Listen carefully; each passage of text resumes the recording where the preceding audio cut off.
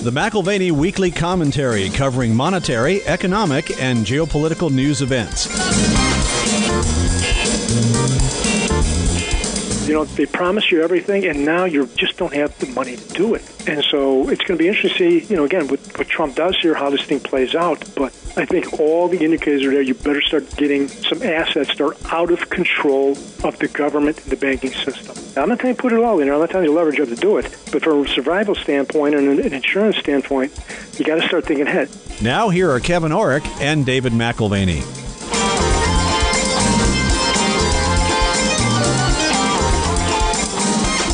Welcome to the McAlvany Weekly Commentary. I'm Kevin Orrick along with David McAlvany. Bill King is our guest. I always look forward to Bill King. I mean, he just speaks his mind. His mind actually travels at about 3 times the speed of light, so I have a hard time sometimes keeping up. But he's an amazing analyst, Dave, and his thoughts have been formed out of, 4 decades of trading. Right. Don't be surprised if you, like me, have to listen to the program twice.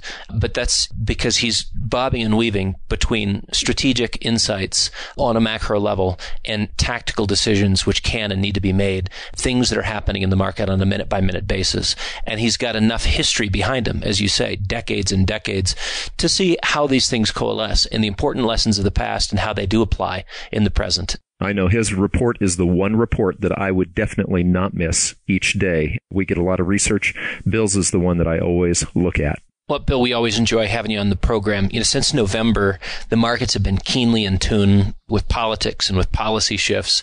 And I'm curious how you would characterize the current leadership in the White House. You've got Bannon that's gone, Schiller that's gone. The West Wing is predominantly Democrats. Can you give us some perspective? Well, that's the question everybody's wrestling with here is, what is going on? What does Trump stand for? And who's controlling him? And yet another curve thrown when Trump really took a shot at Paul Ryan and McConnell by siding with Schumer and Pelosi over the 3-month debt limit hike for the Hurricane Irma, when the Republicans were looking for a year to 18 months. And, of course, the conservatives were livid, and even got more complicated when Trump tweeted out the DACA dreamers, don't worry, I'll take care of you, essentially. And then Fox broke the story that Pelosi asked him to tweet that out. So that the big concern has been that the Goldman Sachs guys and the Democrats in the White House have control of Trump's domestic agenda. And that's a concern here. And now it's kind of getting worse. There's a couple things where you have to look. Now, the stock market has gone up, but it's not like it was earlier. And the stock market is a different dynamic. And let's put that on the side for a while. But the big dynamic I keep looking at is the dollar. And the dollar just keeps going lower and lower. I think we're down to multi-year lows here. And you have to ask yourself, the stock market's going up because they think Trump's domestic agenda, tax cuts, all this stuff's going to be good for the economy. Straighten out the immigration, you get infrastructure, you amend Obamacare. It's not going to be a full repeal, but you amend it so it'll help businesses. You get rid of rules and regulations. I got that. That should also help the dollar, especially when you got the Fed talking about normalizing, more so than any other central bank. The ECB had the chance today. They didn't do anything, and they punted the decision on the QE taper until next month. And, if I was a betting man, I think there's good odds that they'll punt it in October to December again. And, of course, what happened is you got the euro going much stronger, the dollar down, gold up, a little bit under 1% right now. But you have to say, what is it with the dollar that is screaming here? Now, the dollar rallied initially very sharply when Trump got elected. A lot of that was short covering, a lot of it, again, talking about a more conservative agenda, whatever. But when the dollar's going, it's really tumbling here. And it should only go down really for 2 reasons. One is geopolitical, and we understand what's going on, with that. That's a problem. But the other is your domestic agenda. And Trump, especially if you get the Fed, is going to try to start normalizing. They're going to, they're talking about starting to trim their balance sheet. There's something that's spooking the dollar in a big way here. And you can talk about leadership, whatever, but, you look at the previous administration, there was really nothing that went on. There was really no leadership in that, as far as domestic or even foreign. In fact, most of the problems we have now is because of the previous 2-3 administrations let North Korea fester, turn a blind eye to Iran, et cetera. So, okay, yeah, there's this problem with North Korea, and maybe that's weighing on the dollar a bit here. But you have to think that the bigger issue, because it's just persistent, has to be something in Trump's domestic agenda. And I think the fear here is that Trump is a Democrat at heart. He likes debt. He wants low rates. He's kind of wishy-washy on everything else. So I think that what the dollar's saying is that people are fearing that he's going to be much more liberal in his domestic agenda than people believe, which is you're probably going to get some kind of tax reform, and there'll be some tax cuts there for the average guys and probably tighter taxes for the upper crust. Now, their rates are going to go down, but he's probably going to get rid of loopholes, get rid of the carried interest for hedge funds and Wall Street. So net, they're probably going to pay a little more. Even the corporate tax rate, if it goes down to 22 to 25, which is what Ryan is saying, and you're saying, well, it's coming down from 35, but how many big corporations actually pay 35%? I mean, we sit here and we see IBM and these guys come up with 9%, 10%, 5% tax rate, or GE doesn't pay any taxes for, umpteen quarters. So it depends on what you do in here. And at the same time, he wants infrastructure. He wants this whole debt thing. So I think there's a feeling here in the dollar that the guys in the White House with the agenda, that you're going to get bigger deficits going forward here. And that's what weighs on the dollar here. And I think you throw in the geopolitical turmoil, and I think that's why, you're seeing gold is starting to really act well. And the best thing about the way gold is acting, you get these where you get a surge, 20, 30, 40, 50 bucks, and then it would roll over. But what you're starting to get now in gold is that persistent grinding, 4, 5, 6 bucks, 9, and pops up 1%, retreats a little, and then the guys come in, they try to whack it down, but then it just kind of, what that is showing you, when you get the big surges, that's traders, that's hedge funds, that's, lemmings, they see a chart, they see a breakout, but when you see the persistent buying, that's the big private money, and that's what the market is telling me here, with a long decline going in the dollar, and this persistent bid in gold, that's careful, they're not running it like the wise guys do with stocks or whatever they're buying. They want immediate performance. Now, the big private money, it looks to me like they want to establish positions, and they're very careful how they're buying it. So I think it's one of those times now. I always think you should have some kind of insurance, gold or silver kind of insurance, but now I think you need more than that. I think there's something else going on in here. So even personally, I've been increasing, my holdings of gold, paper, physical, whatever here. I think it's time to really increase your gold exposure because the market is telling you something here. And I don't think a lot of people are paying attention. Right. So the $30, $40, $50 moves, which you could say, okay, this is geopolitics. What you're saying is this move is more than just measuring the tensions that we have with North Korea. And if that gets resolved, it may continue higher regardless of the headlines relating to some of those geopolitical tensions. Well, even if you solve North Korea, the problem goes right to Iran. The two are joined at the hip. I mean, if you want to really get in there and do a little digging, these two have been cooperating with their missile and nuclear technology. And, you get one solved, then you're going to have to do something about the other. And that's why I think there's a real good chance they're going to do something really drastic on North Korea just to make Iran wake up a bit. But again, you just don't know with the guys in the White House, including the generals and whatever. I mean, these generals are Democrats for the most part. People forget that when you get a new administration in for 2 terms, they wean out a lot of the warriors. They kind of put like-minded people in here. I mean, you've seen it with some of the stories leaking out, with people being dismissed because they want to be hawks on Iran where the generals don't. Those are the carryovers and the people from the Obama administration. And you even got the people from the Bush administration that might be carryovers here with their view, the neocons and whatever. So, but again, nobody has a good idea what this guy Trump, what he stands for, what he's going to do until he starts getting something taken care of. So the dollar's giving you some clues. What would you say about the stock market? Does a big move in the metals require a sentiment shift in the equity space? No, because people forget at the later stages of bull markets, gold and stocks go together. That's when there's too much liquidity. You saw it in 1980. You see it a lot of times in different markets. The people are like, stocks are too expensive. I'm taking my liquidity and going elsewhere, which is also a factor. I'm sure I've mentioned this in previous interviews here, but the big money over time is made shifting between real assets and hard assets. The big private money does this because they're slow and they're methodical. But that's, in the 70s, the richest people in the world were all real estate, land, oil and gas, hard asset guys. That's why Buffett didn't have much cachet back then. And then, the last 20 or so years, it's all the paper guys. You have these social media companies they could disappear tomorrow and there wouldn't be much consequence. And, hundreds of billions of dollars in here. I mean, Apple's effectively a consumer electronics company. It's not a tech company. It's a consumer electronics. Sony. But Sony was in the 80s when they came out with the Discman and digital, all this stuff is what Apple is now. Facebook's a bulletin board or yellow pages or whatever. And, you just see this stuff at some point, and that's one reason why the stock market is going up.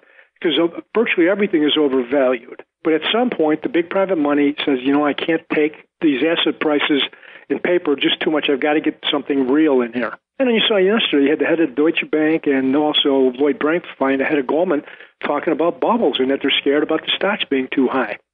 So if stocks get crushed, gold tends to go down just on a short-term basis just because you have liquidity concerns. And everything kind of contracts, the dollar goes up, you get that. But over a longer period of time here, what you have to start looking at, what is the end game? What's the end game for China? We have our debt problems here. We're at $20 trillion in debt. We got a Fed, this $4.5 trillion balance sheet that there's no way they can really unwind it without causing dislocations. So what's the game here? There's no way we can pay down this debt. But then you look at China. China accumulated $24 trillion in debt since the financial crisis, in addition to what they had. They have no way to pay that off. So that's why you hear these central bankers, everyone, inflation is too low, inflation is too low. Well, the average guy or woman sitting at home is getting killed on their health care premiums and the housing prices, and they're looking going, wait a minute, you're telling me inflation's good? It's not good for me, especially when my wages are stagnant. No, that's the problem. These central bankers are finally out and open. The reason they're concerned about is inflation is the debt. They can't paper over it. That's why they exist.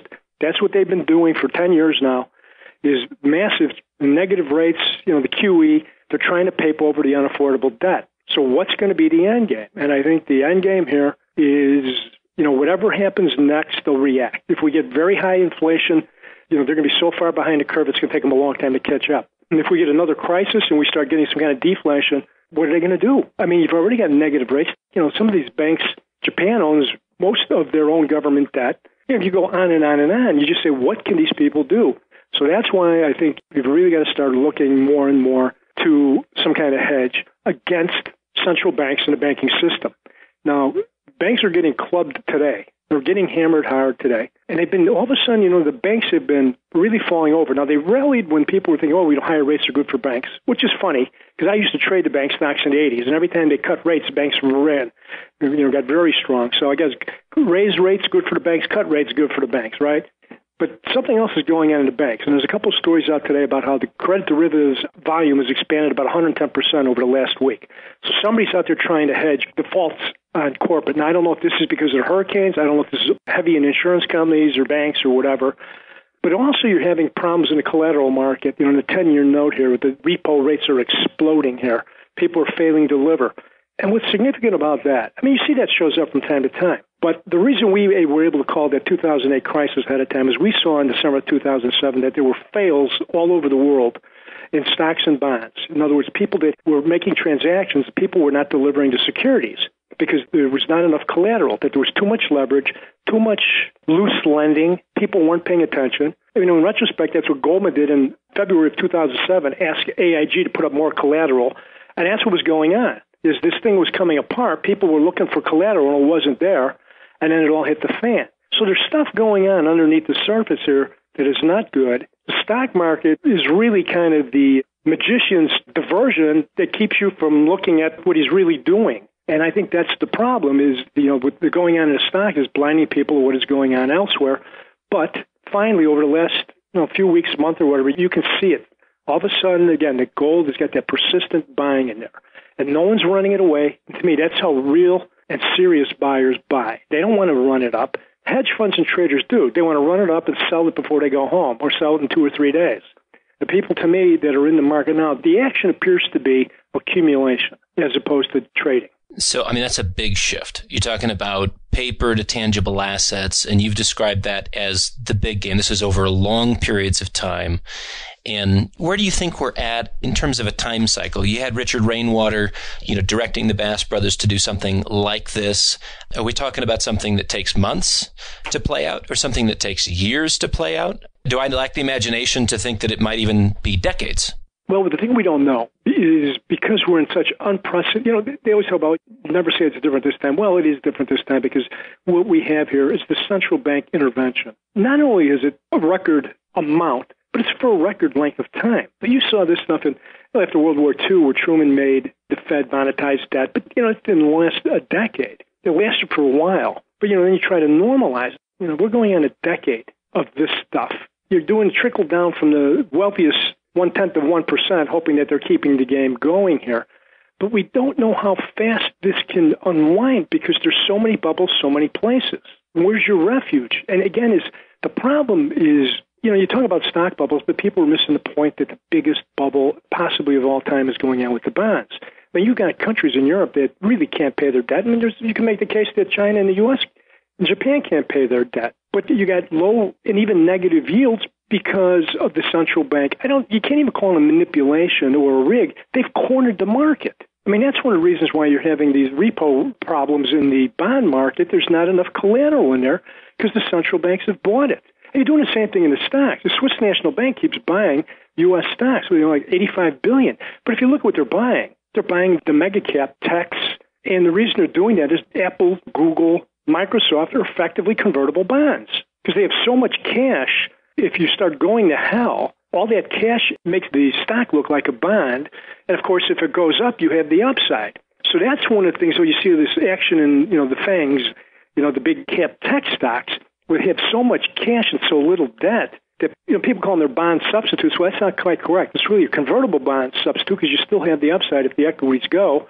But with all that cash, if you start falling apart, it puts a floor on it, much like a bond would. But again, this is in the central banks. It's the dislocations and distortions are so great. There's no way you can model this because nobody's ever seen this before. And what happens? Don't know. Don't know how quick this can go.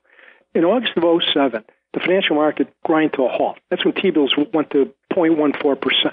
Very few people paid attention. That's why it was a joke when people said, we never saw this coming. Nobody saw it coming. That's garbage. A lot of people saw it coming. Bear Stearns goes down in March, and then the market ran. It ran all the way until May. In fact, not until May of 2008 when the emerging markets started collapsing. A lot had to do in the debt market first that people start paying attention. Then finally Lehman went down in September, and then how fast did it go, right? October, November, December, people thought that was it. We're in a Great Depression. But they ignored it forever. And that's the problem with what the central banks have done. People now, just like North Korea, you're talking about nuclear war, and people, what do you get? A 1% decline? Please. Please. Because nobody thinks it's going to happen. Or they think you buy every dip. So to get back to your question is, when can this happen? How fast can it go? I don't know. It's, again, you're talking about the emperor has no clothes type of market. When they lose faith, there's no telling what's going to happen and how quick it can go here.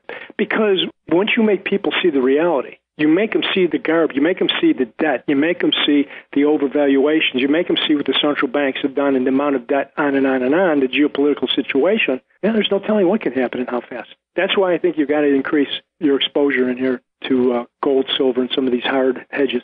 You go back to 2000, 2001, and you had an ethical erosion, which had been taking place for a while. But, as Buffett likes to say, you get to see who's swimming naked when the tide goes out. And today it's Wells Fargo with fake accounts or Facebook and Google misrepresenting their traffic to boost what they charge for ads. And it doesn't really show up in the share price necessarily. But these are the kinds of things that actually play a role in a radical shift in investor sentiment. What you're talking about, kind of an aha moment where all of a sudden the aggregation of things, maybe it's a few ethical breaches, maybe it's looking at the debt. Who knows what the straw is that breaks the camel's back? But you've already got enough there in terms of straw to do that. Absolutely. So 1050 was the low in gold in 2015. Here we are, $300 higher, now 1,300 plus. If you're looking at sort of downside risk versus upside potential, you're saying, look, the dollar's telling you what you need to know. From a trader's view, what is that? Upside potential versus downside risk? I have no idea. You can't project. The thing is, if you want to say what's the upside in gold, you can't pick a number. It's like picking a number in Bitcoin. And the reason Bitcoin is going berserk, that's where the wise guys, that's where the public is, that's where the guys that listen to CNBC and follow that goofy stuff that gets said on there. And the other thing is, I remember Propeller had me in 2010 trying to convince me to buy Bitcoin. Of course, I'm kicking myself that I put a few $1,000s in, it'd be worth hundreds of millions now. But the thing I missed, not what it was, he made me understand it. Where I failed to miss was that we have this society of people now that will buy crap because Apple put it out, or they're in love with Facebook or Google or whatever, because it becomes a cult. They have a cult following. And this stuff is like, this is this complicated algorithm. It can't be hacked. It can't, when it all falls apart, who do I go to get my money? The computer? I mean, again, what's behind this thing? Well, it's this great algorithm. But it appealed to the same thing you saw in 2000, 1998, 99, and 2000, this mentality of, I don't really understand it, but it's high tech and it's great, which we had in the 60s. People forgot the 68, the big Onyx boom. Anything would add Onyx on it, people were buying like crazy because that was it. This was the coming computer age, the space age, and they got their brains beat out. But that's the thing that is going on that is helping drive the Bitcoin and those cyber currencies is people in Europe and China and Russia in particularly that want their money outside the banking system. There's a couple of reasons. One, they don't trust it. They don't want to go through 2008, 2009. The other is the political.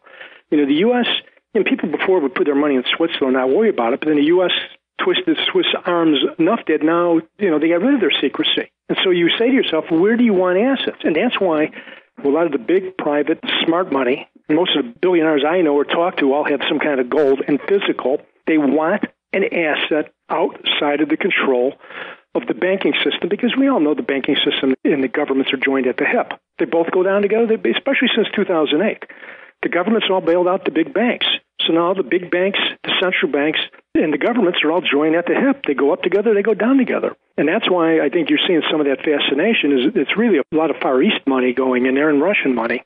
And then, of course, it creates a mania of its own. But, that's another clue that something is not quite correct here. We look at the markets, and as you mentioned earlier, whether it's Blankfein at Goldman or the CEO at Deutsche Bank, beginning to get concerned, looking at strange things in relation to corporate yields versus stock yields. What do they get out of those kinds of comments? Is this sort of a, hey, look, don't hold us accountable. We told you there was something wrong. Or are they positioning ahead of something? What do their statements actually mean? You know what you don't know? Because you have to know the analyst. When I worked on Wall Street, especially in the groups that I was trading, I always sat down with the analysts regularly, at least once a month, sometimes once a week, and to find out what they really know, what they're really thinking, because they can't always tell you what they're really thinking. There's other pressures within. I remember one time, big name brokerage firm, I was training a tech group, and I have a meeting with the guy who was a well-known analyst, good guy, and I'm asking him about IBM, and he's going, this thing is a piece of you-know-what. So, trying to change the company. This is in the 80s when the mainframes were falling out of favor for the PCs. And he said, yeah, but it's like turning a super tanker in the East River. It's not going to be good for a while. 2 days later in the morning meeting, they go, here, is blah, blah, with his kind of calling IBM. And I go, this is going to be good. Gets on. I love IBM. I make it a 1-1, which means, 1-1 was a short-term buy and also long-term strong. And I'm like, okay, and I'm counting myself, figuring how long it can be before he leaves the communication room back to his office, and I'm calling him going, Jay, what the hell did you just do? He goes, hey, I don't like it, but they made me push it. And plus the economic committee thinks the GDP is going up, and if they think that, then the investment committee thinks you got to buy IBM because they'll have all this capital spending, it's going to help them. So that's why you never know. You don't know what the real deal is. The other thing is you don't know the analysts that have something to say, and others that just are talking because they're justifying their paychecks. And the other thing is, a lot of times they're out there just trying to create commissions.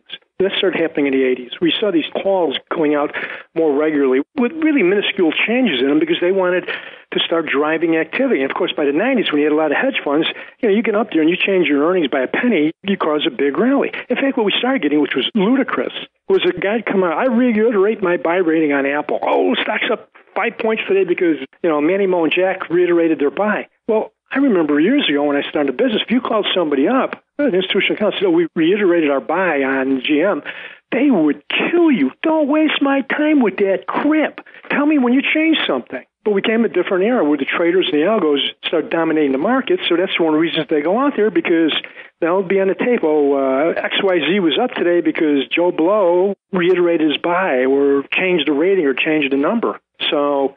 and there's a lot of garbage on it. That's why, the CNBC and people ridicule them a lot because, they're putting these people on. They have to fill airtime, and they put people on there, and they say whatever they say to get the airtime or to get their name out there or to get people to follow them on Twitter or whatever. I want to come back to gold in a minute, but the two things that seem to be sort of horns on the bull, if you will, would be political dysfunction in the United States and geopolitical craziness. I mean, if we think of D.C. as a chessboard, where do you think the greatest pressure is, and who's got the advantage at present? Well, there's pressure everywhere. The problem is, again, it wasn't just Obama, but the other administrations, But they just did not do anything. They put a shroud over the chessboard, so you don't know where the pieces were. And now what's happening is we're pulling the shroud off of the chessboard, and we're going, oh, my God, this is a terrible position here. And there's, like I said, with North Korea, there's no good choices. There's no good choices with Iran also. But the longer you don't do anything, the worse it's going to get.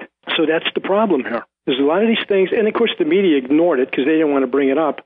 You know, on Obama's watch, that you got this other situation going on. And, of course, you know, what Bush did in the Mideast is not good. And you just created all these horrible situations here that have been getting worse and worse, right? You go in there and you topple Saddam. Then what's happened since then? You know, how about Gaddafi? You knocked him out. You know, you wanted him gone for 30 years. You finally got it. How's that work? You know, you keep going through this list. And that's why you get this horrible immigration situation in Europe, is because they just, you know, so much of Northern Africa. Of course, it started when the Serbian War, Herzegovina and Serbia War, when that blew up in the 90s.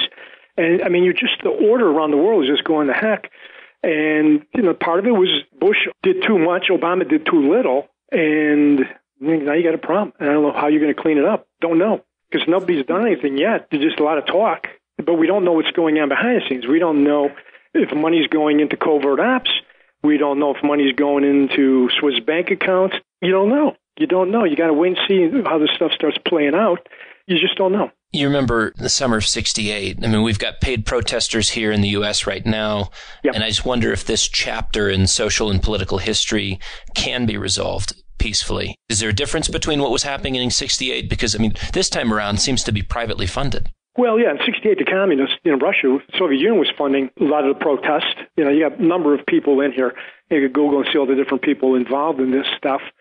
But the thing that, and this is why we thought Trump would win and also why the Republicans would take control in 2014, is because you had Ferguson, Baltimore. When you have social chaos and violence, Republicans win. And a lot of it has to do because the women that normally vote Democrat get concerned about personal safety. You know, the men have not voted for Democrats since LBJ, president. But usually the suburban women are just real swing voters. Now, the thing that helped Trump was blue-collar workers swung to Trump more. The big surprise was how well he did with women. If you look at the Democratic breakdown, considering the ridiculous stuff he says and has said, you know, there's more women in the workforce than men now. More women bring home paychecks. And, you know, they're more sensitive to economic issues, but it's the personal safety. Decades ago, I learned from L. Sindlinger, the number one issue is always pocketbook. The number two issue is personal safety, and that's broken into national security and domestic security. And when you start rioting and you have the demonstrations and, you know, we got one in Chicago, they were blocking Lakeshore Drive for, I don't know, it would be a variety of reasons to protest, probably about DACA, but whatever, you know, people get upset about it, and they don't want to hear that. They don't want to see that.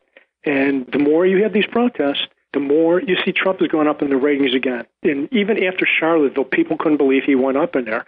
And it was really ridiculous what he said, but people saw the violence. And they also understood that the Antifa people, you know, what they were doing, they've been doing it elsewhere, and they've been doing it for a couple of years now. And then all of a sudden, the people want some kind of order put back in here.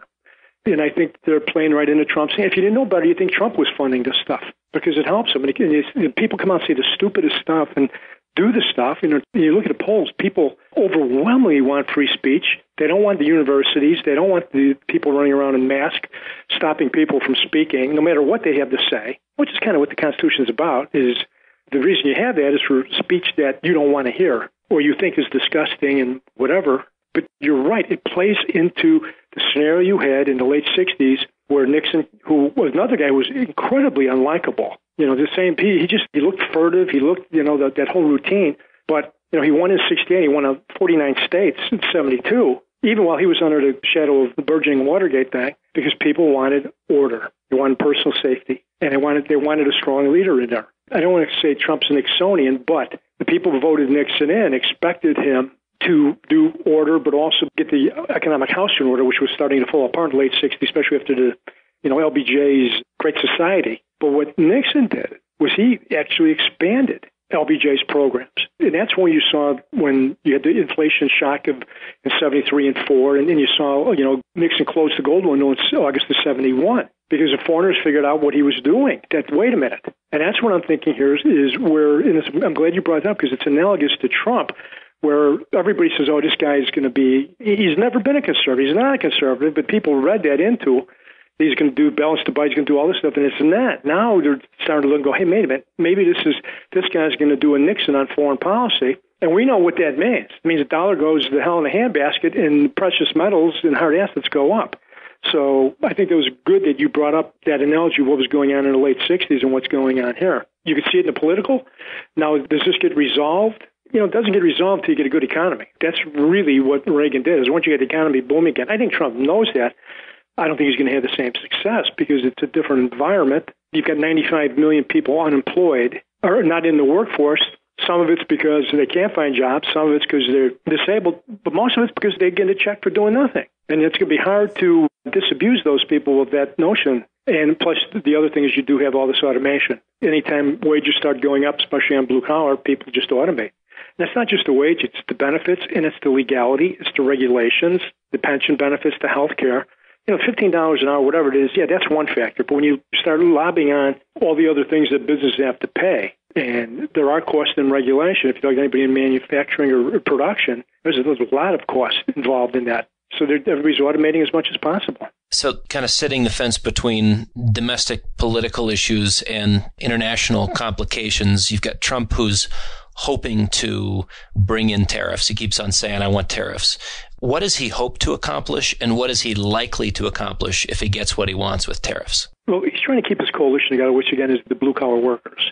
The guys left behind. And it's also flyover America. The East Coast elites are so out of touch. I mean, you see how many times, with Trump, he just said something bad about John McCain. He's finished. No, it actually helped him. He just went after Megyn Kelly. Who cares about Megyn Kelly? Because she had good ratings because she followed Bill O'Reilly. I mean, look at how she's done at NBC. It's a disaster. But the media doesn't say with any kind of real analysis for the most part. Most of those guys just want affirmation of their biases.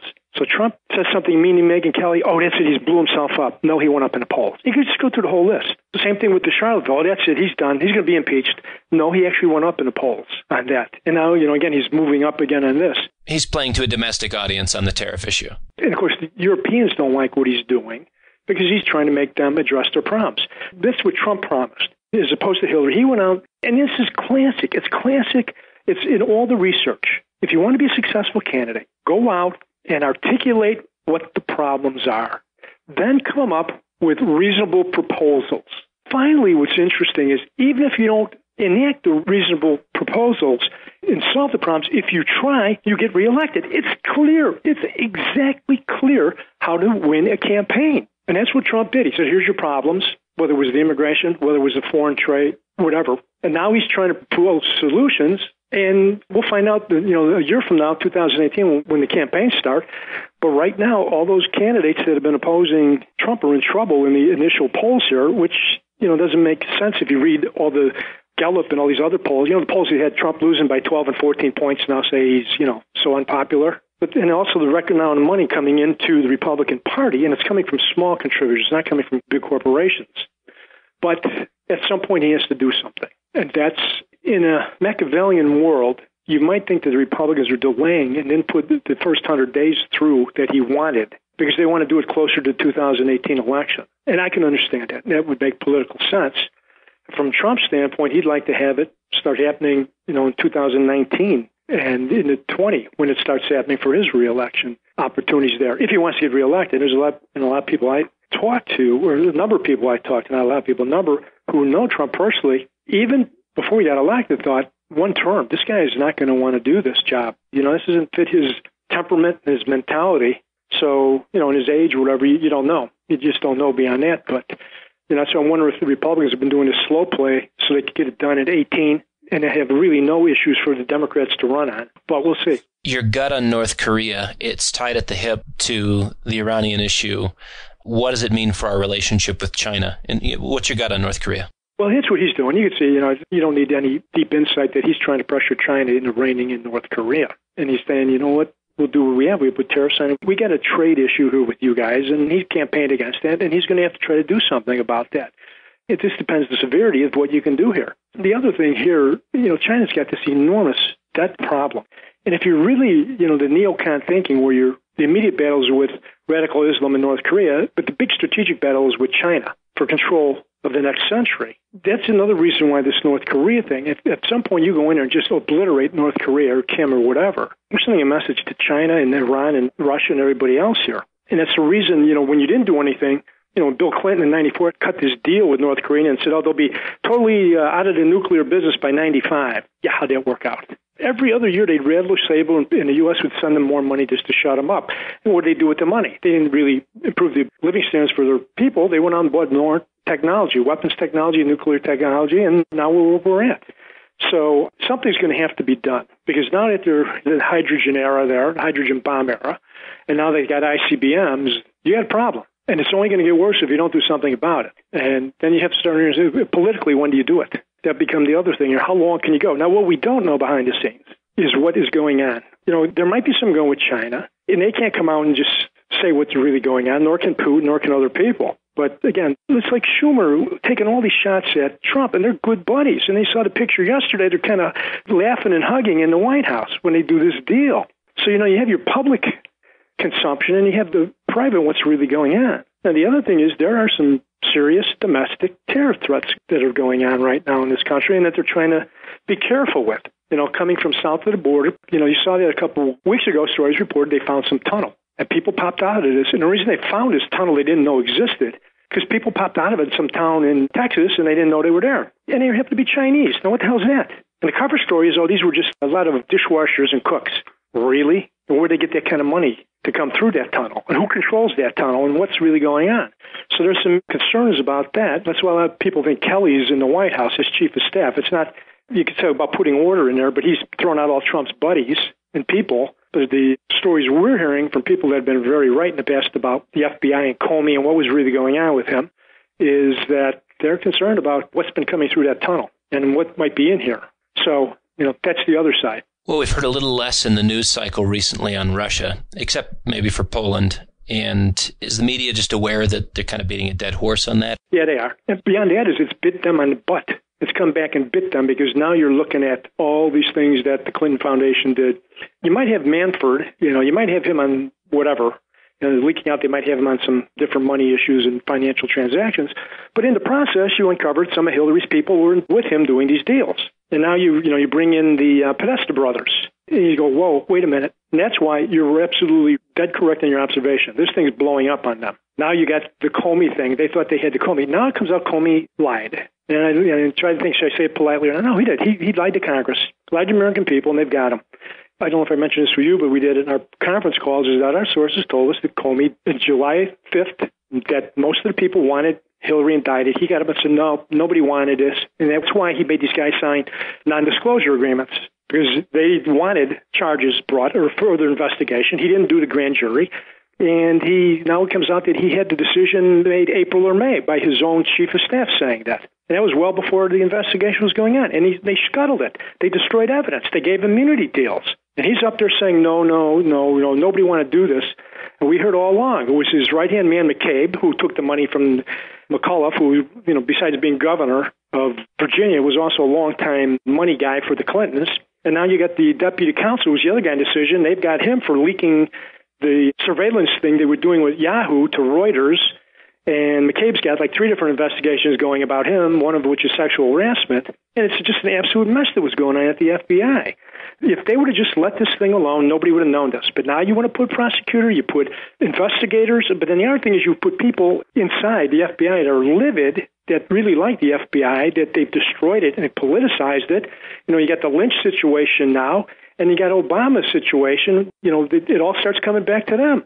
And that's why you're not hearing as much on Russia, is because the Democrats now wish it would just all go away, because there was nothing there. But the real problem, you want obstruction? You got obstruction. It's called Comey, Lynch, and Obama, what they did with the Clintons.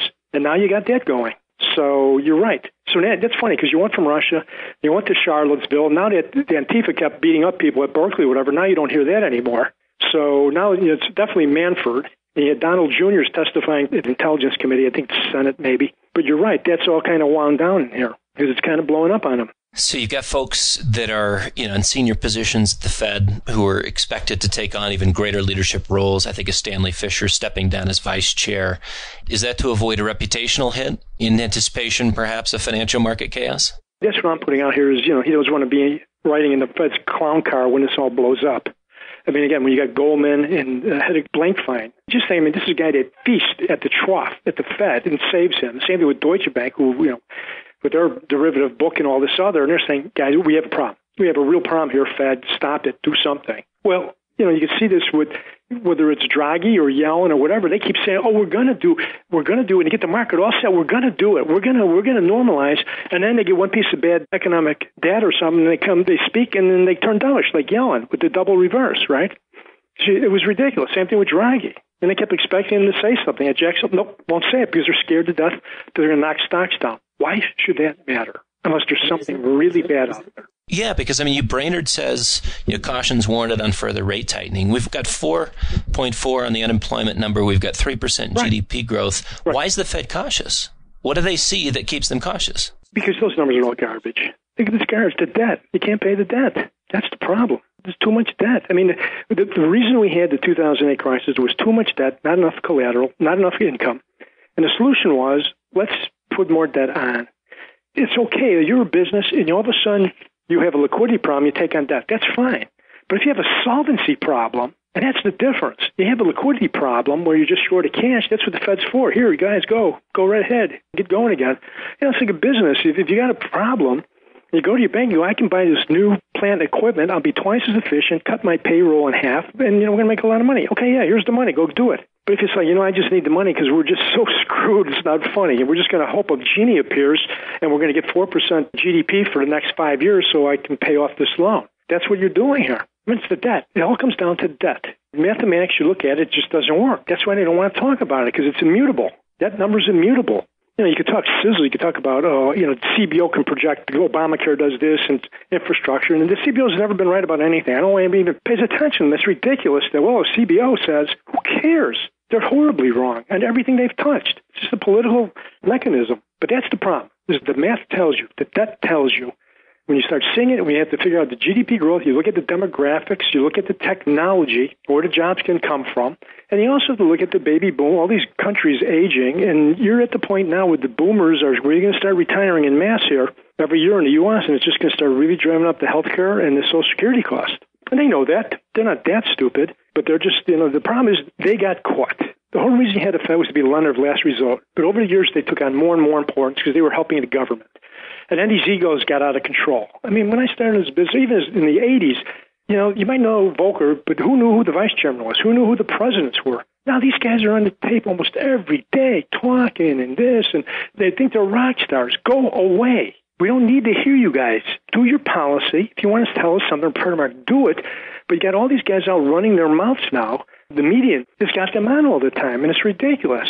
It doesn't serve any purpose, except it's more harmful. But it gives the algos and traders something to trade a few ticks every day with when they're talking. But it's not helpful in the big picture. So if the real issue here is debt, not enough collateral, in the right circumstance, not enough income, we've got the Fed balance sheet, the ECB balance sheet, the BOJ, who arguably, and they would argue, look, we can step in, we can buy our way to success. And I had a conversation with a guy from the Bank of England, and I said, well, what happens if the Fed boosts their balance sheet to 10 trillion? He said, no problems. We just sterilize. Not a big deal. No inflationary impact. It's not like the old school monetization.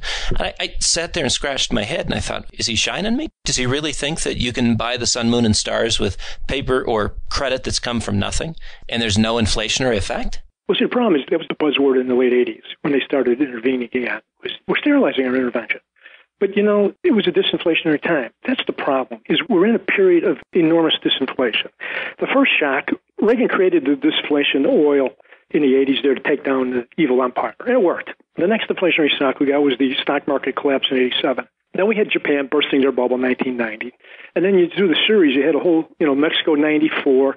And then you got into Japan panicked in April of 95, went to zero rates because the deflation was running away. Then you had, long-term capital go down. You had Russia go down 98. We had the great stock bubble here because they were pumping money like crazy. And, of course, in the 90s, the Soviet Union collapsed. China was in collapse. The communist world was in collapse. That's enormously deflationary. So in the 90s, Japan was bursting their bubble, and the communist world was deflating.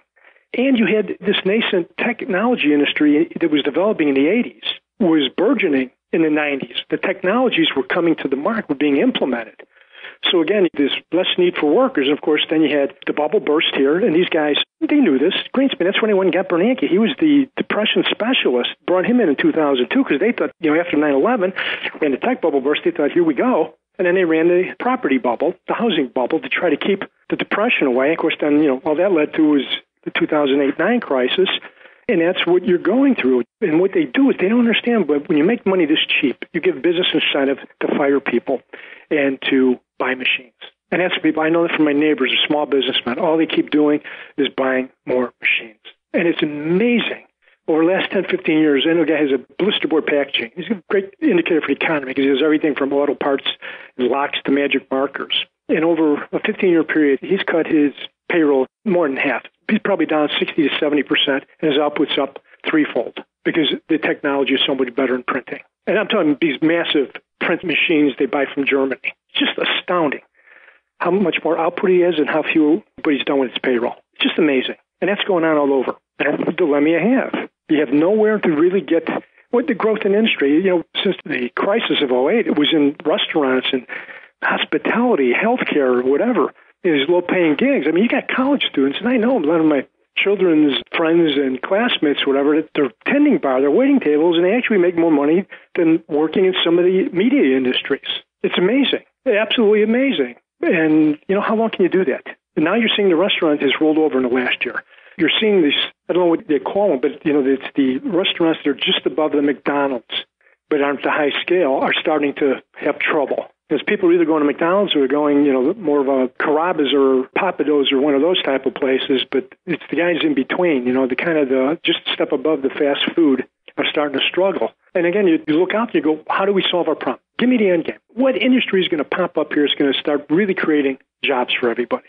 The only one I could always think of was the biotech on that, but that's kind of, you're getting a drug, but again, the technology is, you don't need that many workers. You need researchers, but you need ideas more than you need able bodies in that. And, of course, the other thing you're doing is once you've unleashed all the refugees from northern Africa and even from the Arab world, how many of these people are skilled workers? When you look at their economies, what's in their economy? So you know they don't have experience.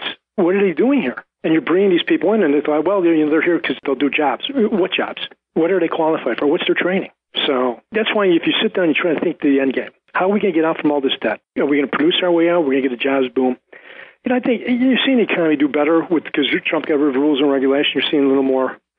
But you don't see the kind of boom you had post-World War II. At the end of World War II, everybody thought we were going into depression. I remember, my parents tell me all the time that you were in this 30s depression, and you had the war technology. The war problem came out. You got some new technology, automation. They thought, all these GIs are coming home.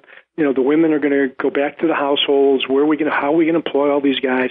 It took a couple, 3 years, but then you had this enormous boom, and what people missed was, during World War II, most everybody worked, and then you couldn't buy anything. Everything was rationed. So people had savings. You had incredible pent-up savings. You had incredible pent-up demand, and you didn't have much debt, except the government. Now there's no pent-up savings. There's no pent-up demand. People are buying, you don't have that kind of kick. And then the same thing, you had the Reagan revolution. Now, he cut taxes, but also you took interest rates. For crying out loud, the long bond went from, 16 down to, a single number. T-bills went from 22 down to, 6? That's an incredible boost. That's an enormous boost to the economy when you get rates cut that big. Plus, you had a nascent tech industry appearing. All that tech innovation was going on. Where's it coming from? Where's our next boom going to come from? I don't know. So again, back to the idea of the big game, where someone who's not managing money for the next quarter or day trading, but is managing money on an intergenerational basis and is concerned about the years, but more concerned about the decades. The shift towards tangible assets, you think that's underway? Yeah, because the game, and I've mentioned this with you, and we've been talking about this for 20 years, the key was when the communist world went bankrupt. These countries are bankrupt. The socialism is big government in all its forms. Fascism, socialism, communism. It's bankrupt. They can't afford it anymore. That's what the whole crisis of 2008 was about. And that's where the governments came in and had to bail out all the big banks because they're the ones who were financing it. Now, what they did with that is they made the situation worse. Now the big banks can't go down because they'll take the central banks down and they'll take down the governments. And it's because you can't afford the socialism anymore, the freebies, whatever you form. They're an economy, again, fascist, whatever you want to call it. The debt is so large, you can't afford it anymore. And that's what's coming down. And what's interesting, if you look at that's why the politics are so divisive right now, because people, whether they inherently understand it or it's just a feeling, is if you see government has never been bigger. It's never provided more freebies, but the people that are getting them have never been more upset than they are now. They want more, which is human nature. Whatever you have, it's not enough because these hedge fund guys are living in $100 million houses. So what if I can get free cable, free Air Jordans, whatever? Look at these guys. And then the people that are getting taxed, and of course the people getting squeezed the most are middle class. That's why Trump's sitting in the White House, because the top end is getting taken care of by the stock bubbles or the bond bubbles or whatever. And the underclass is looking at that and they're mad, and the media's beating on them to be mad. You should be mad, and the government can't deliver. So the last thing was the Obamacare. That's the last freebie. Here, do this one, and all you did is drive my insurance rate has gone up 300%. It's ridiculous. Now, I'll be going on Medicare soon, so fine. But that's what's happening more and more. That's what the government's in here, and they're driving the cost up, and you've socialized it. And that's why you're getting these arguments now are on social issues. If you look and see where the left is coming, it's all social issues now. Because they can't talk the economics because they've been a bust. And it's blowing up. So now you got to get people upset about Civil War statutes or transgender issues. Instead of in the past, when we were talking about how do you take care of your family, how do you get your kids educated. That's why the coasts are out of touch with Flyover America, because people still want to take care of their kids, take care of their families. They want some personal safety. They want a future. But that's why this is getting so vicious in that, because either you know it because you're doing the work and you're looking at it, or you feel it, is that we're in an endgame of something with big government. And now that's why you can't have Charles Murray speak, because what he's going to say is divisive. Well, what's divisive? He's given you, the conservative view, but that's divisive now. So you don't let him speak. That also tells you lost the argument. But it goes back to the big government blowing up. They promise you everything, and now you just don't have the money to do it. And so it's going to be interesting to see, again, what Trump does here, how this thing plays out. But I think all the indicators are there. You better start getting some assets that are out of control of the government and the banking system. Now, I'm not telling you to put it all in there. I'm not telling you to leverage up to do it. But from a survival standpoint and an insurance standpoint, you got to start thinking ahead. See, that's what the big private money learned in 2008. People think you just learned that you were over-leveraged and everything went down and you had market risk and it got too risky. The really wealthy people, the smart people figured out was because what was going on with the collateral and everybody collapsing, people didn't know their assets were safe. So you had custodian risk. Oh, I'm a multi-billionaire because of my stock holdings. Well, where are they? Well, they're sitting at Goldman Sachs, or they're sitting at J.P. Morgan, or sitting at State Street Bank or whatever. Yeah, go get them. See if they're still there. See what's there. What's the deal here? And that's why the thing got so vicious and why it was really lights out, because you had this custodial risk. People didn't know where the collateral was, how much had it, who had control of it, who was grabbing for it. That's why I think you're seeing this persistent buying in the gold from the big money. Same thing you see in diamond, you see in all these. You saw that in the art for all those years too, all the big hedge fund guys. Why? Because it's outside control of the financial system and the government. Right. So you're out of counterparty risk. All you need is good security, right? You need a good security system. That's right. It got really big. It was doing the gold in vaults overseas and Swiss banks and that. And I'm sure that's still going on. And if you had an enormous amount of money, you have a different problem, what you do with all of it. But I think for the average person, you want to have possession of something that can keep you going for a couple, 3 years. If something really bad happens, keep you and your family going, keep you, from dire straits here. So in generic terms, if you're allocating assets and you're looking at sort of a 2 to 4 year time horizon, you think moving beyond an insurance position in the metals, kind of worst case, actually beefing up that position makes sense? Yeah, I think thinking in terms of 5% as an insurance position of your assets or your investable assets or whatever you want to use, like whatever, that's fine. But now I think you should be 10, looking to go higher depending on how things start playing out. But I wouldn't go over 20 yet. So I think you should be 10 to 20 right now, depending on how much money you have. If you got hundreds of billions, you want to have a little more in there. The average guy, it's not. He just, again, wants some insurance. But now I think it's time. You need to increase your insurance because I think the hurricane's approaching. But I also think you're at the point now where you can start getting speculative buying, where you're also doing this to profit. Before, I thought it was just mainly insurance. And again, it's like if you know a hurricane's coming, you want to up your insurance. I think we're at that stage now where you up your insurance and you start taking on some small speculative risks. Again, the thing that could really upset this is if the Fed or some central bank really says, that's it, we're normalizing, and here we go. But again, we don't know how long that lasts. But if you see signs of the central banks caving in and normalizing, then gold's going to go ridiculous. And again, as I couldn't put a number on it, but if you want to see what it can look like, look at Bitcoin. That's what I would say. That would be the analogy. And once it gets going, it's going to be real hard to stop.